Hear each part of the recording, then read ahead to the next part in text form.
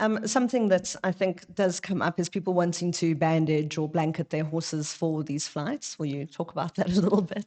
Okay, so bandaging and blanketing, obviously we've talked about the pallet that they now go into. So although it's open in the front, there's a little gap at the top in the front and a gap at the back.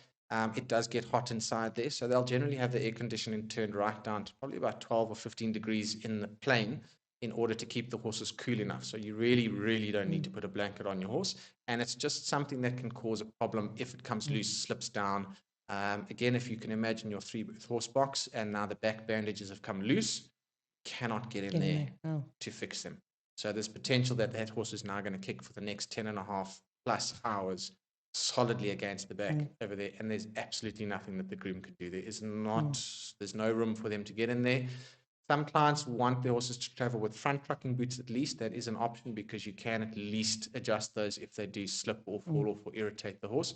But again, it's hot. You're just adding a layer of heat to your horse that they don't really need. Yeah, and he says one of the things that's been cited as being most detrimental to leg health, Correct. so I think that's quite a valid thing. How do you feed and water the horses while they're on that 10-hour flight? So there's no hard food, but they obviously have grass and water. They are offered water on a regular basis. We have the professional grooms that fly with them, and they're offered food, that offer the water on a regular basis. And then they've got grass nonstop. They've got grass all the time.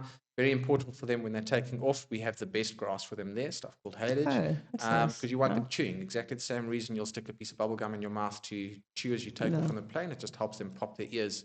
That's amazing. It's interesting. That's just something you would not think of.